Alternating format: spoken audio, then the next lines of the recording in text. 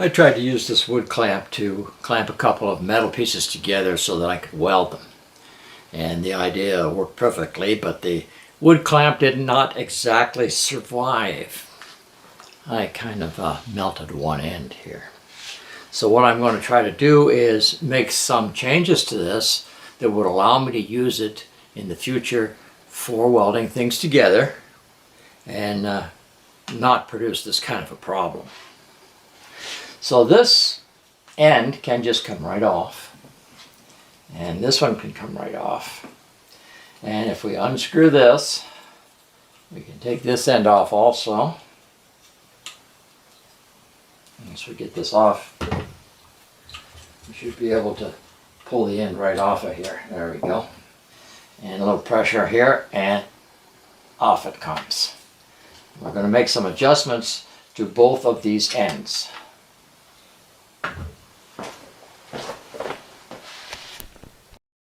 Well, what I'm thinking about doing is replacing these pads with about the same size metal pad. Now, if you have the right machinery to do it, you could make a part like this that just slipped onto here, but that's a lot of work, and you need the right machinery to do that.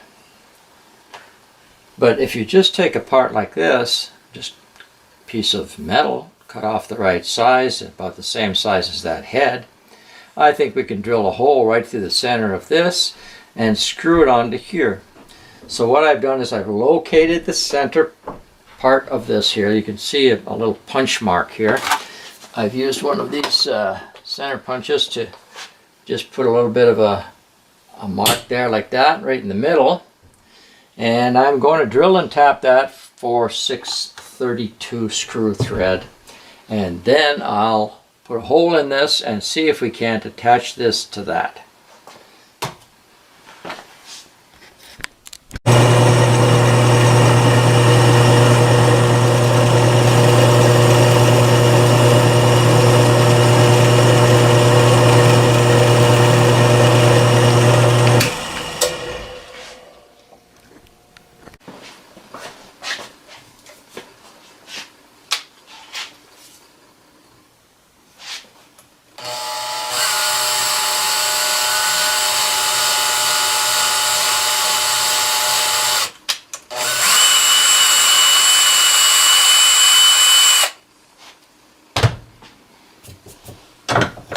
Well, there's our 632 tapped hole,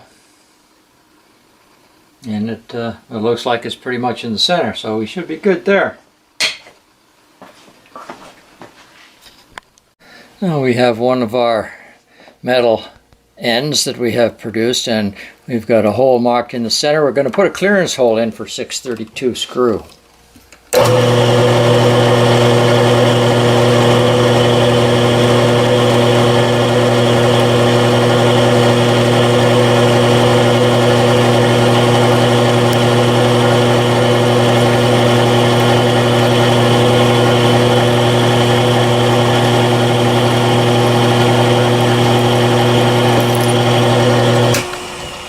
Now that we've got that hole, we're going to have to counter bore that hole a little bit to accept the head of the screw. You could either counter bore or countersink if you have the right kind of screw. I don't have the right kind of screw to countersink, so we're going to put a counter bore in that head.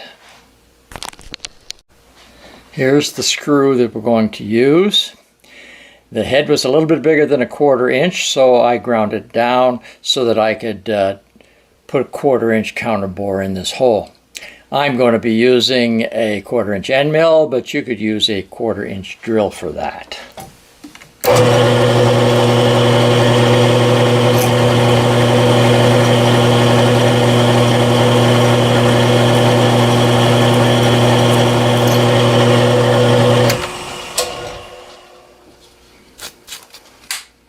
And we look like we're plenty deep enough for that. It's going to recess right in there. That looks good.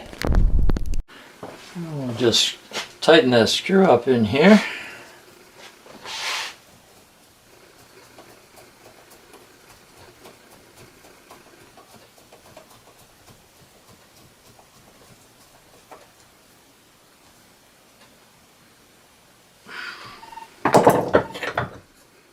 And that should do it. It's pretty tight. We've got a metal end on that half. Now we just need to do the same thing to the other half. And we'll have two metal pads on the end instead of those rubber ones that would melt. It is a little more difficult to get this end off over here, so what I'm going to do is get it square in the vise and just run the tap drill in using a hand drill, trying to keep it at 90 degrees here.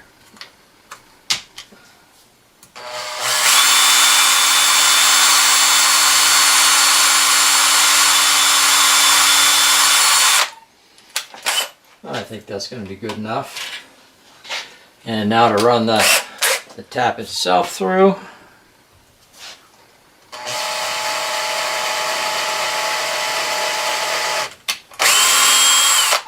And that should be good there. Now we've got a couple of metal pads on the end of here. They're fairly fat. That's great. It's going to be a bigger heat sink. It's going to take longer to heat these up than if we had used thinner pads. And they come together quite nicely here. So we've got a new tool for welding parts together. And it should take quite a bit of heat, I think.